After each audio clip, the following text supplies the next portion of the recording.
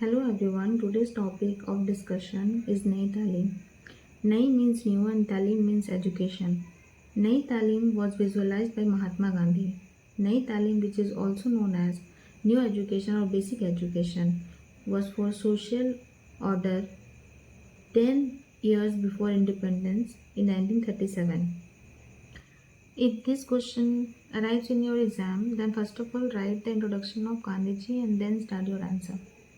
New education policy emphasizes over holistic approach to education. Holistic means overall education of the child, under which it integrates intellectual, physical, and vocational learning.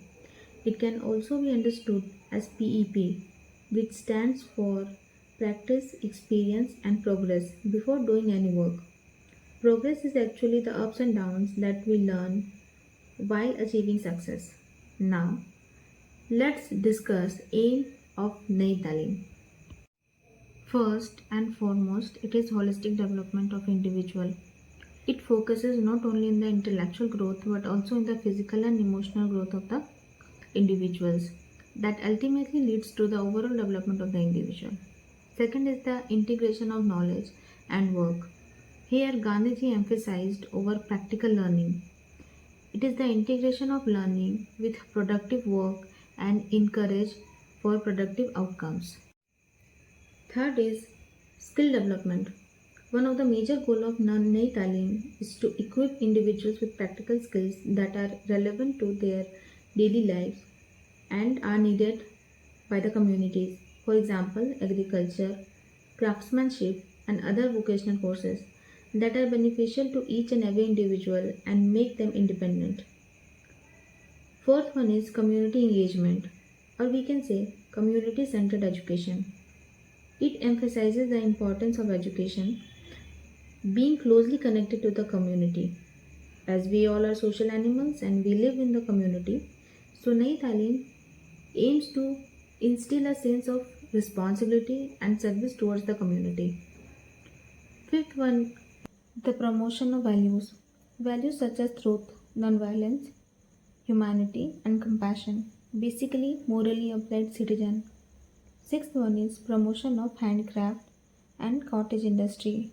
This not only imparts practical skills but also contributes to economic self-sufficiency and sustainability. In the school, the crafts made by the students are sold and the income is used as a salary for the teacher. Seventh one is freedom from exploitative economic system. Mahatma Gandhi envisioned education as a means of liberation. It encourages self-reliance and a rejection of over-dependence on industrialization and mechanization. Eighth one is environmental awareness, which includes an awareness of environmental sustainability, meaning to learn sustainable development. Ninth one is cultural preservations. The philosophy aims to connect individuals with their cultural roots and heritage. It understands the importance of preserving and promoting indigenous knowledge and traditions. Tenth and last one for this video is promotion of peace and harmony. Nai Talim seeks to build a culture of peace and harmony by promoting values such as non-violence. It aims to contribute to a society that resolves conflicts through dialogues and understanding. As Gandhiji believed in non-violence and also wanted to people to resolve the conflicts without engaging themselves into a fight. Now let's discuss objectives of Nai Talim, which are practical education, skill development, moral and ethical development, community engagement, cultural preservation, environmental awareness, and peaceful coexistence.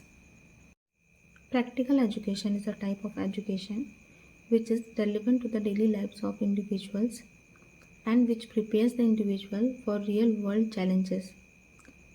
Let me tell you guys one more fact that Gandhiji suggested that the male child should learn agriculture, leatherworking and smithing. However, the female education involved cooking, tailoring, home skill crafts, which also explains the second objective, that is skill development, to equip individuals with practical skill which will make the individual self-sufficient. Gandhiji also wanted to cultivate moral and ethical values in individuals, which is our third objective, moral and ethical development. Next point is community engagement. To encourage active engagement with and services to the community, fostering a sense of responsibility and social commitment. It also promotes the preservation and celebration of indigenous culture, language, and tradition. Additional point, Gandhiji wanted to throw English out of India. He wanted to celebrate our own languages. Point 6 and 7 are environmental awareness and peaceful coexistence. As all of us live in it, hence it is very important to develop an awareness of environmental sustainability and promote practices that is harmonious with our nature to contribute to a society marked by peace and harmony, grounded in values that reject violence and promote understanding among citizens. Now, let's discuss principles of Gandhiji's basic education. First of all, integral development. According to Mahatma Gandhi, education should focus on the integral development of individual, that is physical, mental, and moral. It aimed at nurturing a complete human being capable of self-reliance, moral discernment, and community services. It also emphasized the need to balance intellectual development, that are three H: head, hand, and heart. Head stands for intellectual development, heart stands for emotional and spiritual development, and hand stands for manual, that are hand activities. This integration was seen as essential for a well rounded education. This scheme emphasized learning through productive works and manual labor. Students were to engage in crafts and productive work that would contribute to their practical skills and economic self sufficiency. Now, community centric approach. Basic education was to be closely linked with the needs and aspiration of the community. The curriculum was expected to be based on the local context, focusing on the problems and challenges faced by the community.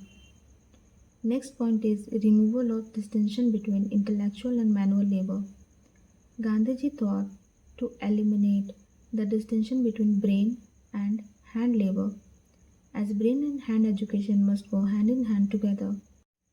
Next point is self-sufficiency and economic independence, means the education aimed to prepare individual for self-sufficiency and economic independence, ultimately applicable to the daily life and the needs of the community. This education system insisted on the cultivation of moral and ethical values, including truth, nonviolence, humanity, and compassion, in a way to develop character and integrity. Next point is decentralized education system, means each village or locality was expected to have control over its education institution.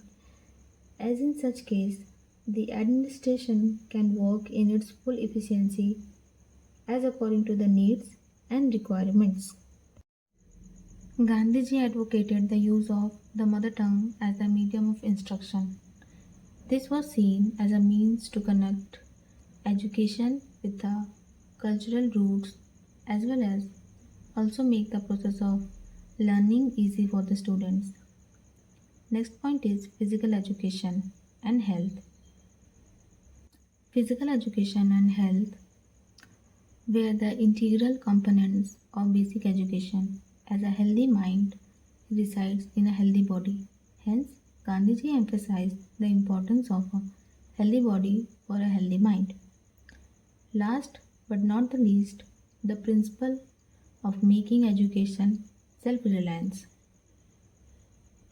Gandhiji wanted to make education universally compulsory and free.